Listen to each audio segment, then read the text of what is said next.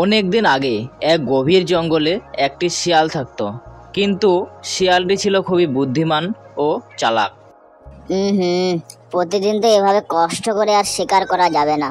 হুম, আমাকে একটা উপায় বের করতে হবে যেন শিকার আমার কাছে নিজে আসে। আরে গাধা ভাই, আমার একটু উপকার করবে? এই শুকনো গাছের ডালটা আমার বাড়িতে একটু নিয়ে যেতে পারবে? তাহলে আমার একটু উপকার হতো। আরে হরিণ ভাই, এই বয়সে তোমাকে এসব করার কি দরকার? ঠিক আছে, যখন বলছো তো আমি নিয়ে যাচ্ছি। দে, আমার পিঠের উপরে চাপিয়ে দে। গাধা ছিল খুব দয়ালু ও বুদ্ধিমান। সে বনের সব পশুর উপকার করত। একদিন শিয়াল এক জায়গায় বসে বুদ্ধি পরামর্শ করছিল। তারপর সেখানে একটা গরু আসলো। কি ভাই শিয়াল, এভাবে এখানে বসে কি করছো? বাবা হওয়ার স্বপ্ন দেখছো নাকি? হুম, অসময়ে এসে বিরক্ত করে দিল। আমি এদিকে একটা চিন্তা করছি আর এদিকে এসে উল্টো পাল্টো কথা বলছে। আরে শিয়াল ভাই, আমি আবার কি বললাম যে এরকম আবার রেগে যাচ্ছ? বলছি এখান থেকে তাড়াতাড়ি করে চলে যা, নইলে কিন্তু তোর বিপদ আছে, বলে দিলাম। ঠিক আছে, চলে যাচ্ছি। আমার আবার কি, তুই এখানে বসে থাক।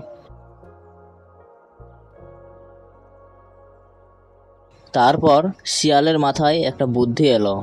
বাহ, এই গরুটা তো আমার অনেক বড় সমস্যার সমাধান করে দিল। কাল থেকে আমি এই জঙ্গলে বাবা সেজে আসবো আর সবাইকে জ্ঞান দেব। পরের দিন সকালে শিয়াল বলল, আমি 10 বছর ধরে তপস্যা করার পর নিজের ভুল আমি বুঝতে পেরেছি। আমি অনেক জীবজন্তুকে মেরে খেয়ে নিয়েছি, তাই আমি আজকের পর থেকে আর সেই ভুলটা করতে চাই না। যাও, জঙ্গলের সব পশু পাখিকে জানিয়ে দাও যে জ্ঞান বাবা আশীর্বাদ দিতে এসেছে।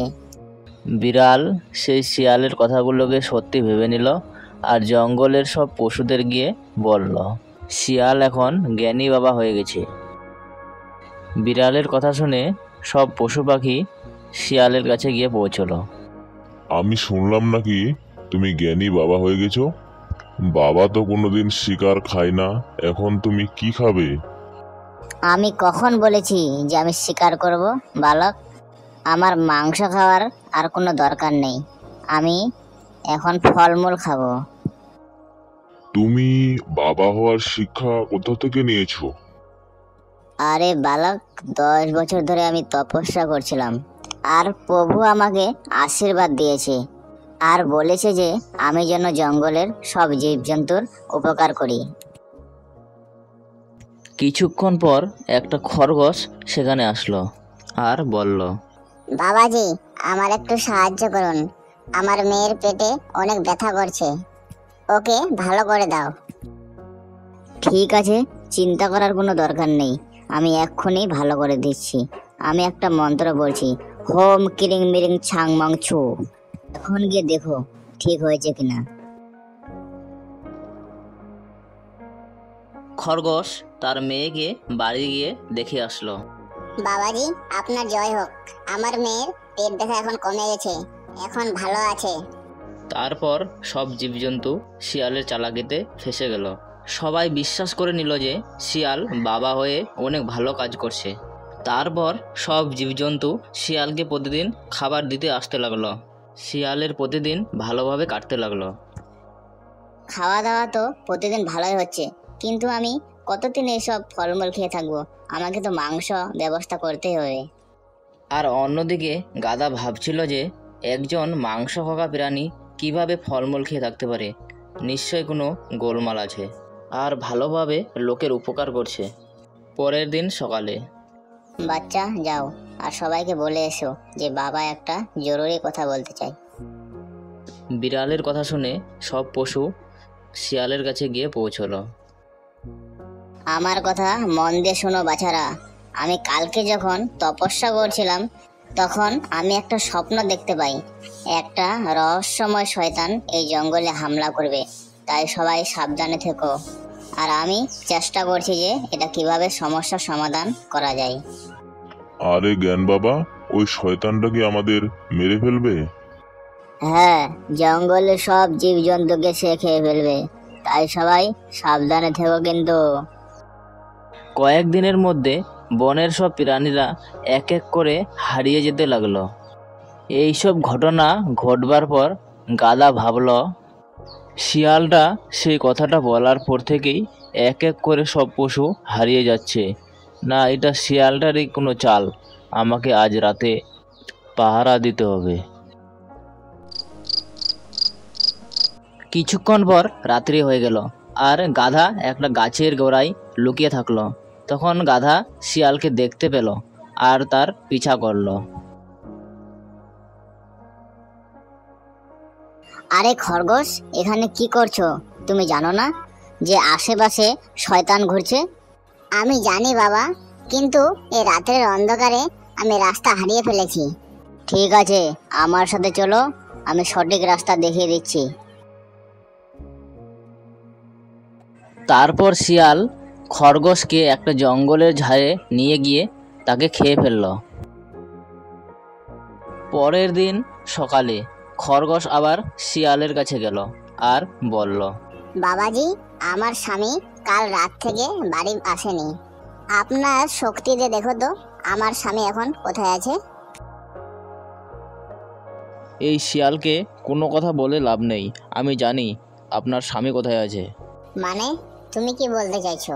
এই যে বাবার অভিনয় করছে, এই হচ্ছে আসল শয়তান। এই পশুর শিকার করছে আর সবাইকে মিথ্যে কথা বলছে। তোমার স্বামীকে এই শিয়ালটি মেরে খেয়ে নিয়েছে। তুমি এটা কি বলছো? তুমি জানো না বাবা যে মাংস খায় না আর? আমি নিজের চোখে দেখেছি এই শিয়ালটা খরগোশকে কাল রাতে শিকার করে খেয়েছিল। তোমার এই মিথ্যে কথা বলা বন্ধ করো। আমরা সবাই নিজের চোখে দেখেছি যে খরগোশের মেয়েকে সে ঠিক করেছিল, আর তুমি বলছো বাবা স্বীকার করে? জঙ্গলের কোনো পশুই গাধার কথাগুলোকে বিশ্বাস করলো না, উল্টে গাধাকেই উল্টোপাল্টা কথা বলতে লাগলো। গাধা বুঝতে পারলো এরকম বলে কিছুই হবে না। পরের দিন এই গাধা অনেক চালাক, আমার কোনো কথাই বিশ্বাস করে না। একে আমার রাস্তা থেকে তাড়াতাড়ি সরিয়ে দিতে হবে, নাহলে আমার খেলায় বন্ধ করে দেবে। গাধা তারপর সিংহের সাথে দেখা করলো আর জঙ্গলের সমস্ত কিছু ঘটনা খুলে বলল। দুজনে মিলে একটা বুদ্ধি করলো শিয়ালের চালাকি ফাঁস করার জন্য। পরের দিন সকালে শিয়াল হরিণের সাথে গাধাকে কথা বলতে শুনল। কি হয়েছে ভাই, তোমাকে দেখে মনে হচ্ছে কোনো চিন্তায় আছো? গাধা ভাই, আমি যে এলাকায় ঘাস খাই সে এলাকায় আর খাওয়ার মতো কোনো ঘাস নেই। আমাকে একটা নতুন জায়গা খুঁজতে হবে। এটার জন্য চিন্তা করছো? আমি জানি পাহাড়ের ওই পারে একটা জায়গা আছে, সেখানে অনেক ঘাস আছে আর ওখানে কেউ এরকম যায় না আর তোমাকে কেউ বিরক্তও করবে না। আপনাকে অনেক অনেক ধন্যবাদ ভাই, আমি তাহলে যাই। সব কিছু শোনার পর শিয়ালের মাথায় একটা বুদ্ধি এলো। আরে বাহ, এই হরিণটা যখন সেখানে গিয়ে ঘাস খাবে, আমি পিছন থেকে গিয়ে হামলা করব আর সব দোষ আমি সে গাধার উপরে দিয়ে দেব। কিছুক্ষণ পর হরিণ যখন সেখানে গিয়ে পৌঁছলো, দেখলো যে সেখানে অনেক ধরনের ঘাস রয়েছে। হরিণ তা দেখে খুশি হয়ে গেল আর অন্যদিকে সেই শিয়াল পিছন থেকে তাকে শিকার করার চেষ্টা করলো। তখনই বনের সমস্ত পশু সেখানে এসে উপস্থিত হলো। দাঁড়া মিথ্যাবাদী, ওই হরিণকে ছেড়ে দে। আরে মহারাজ, আপনি এখানে?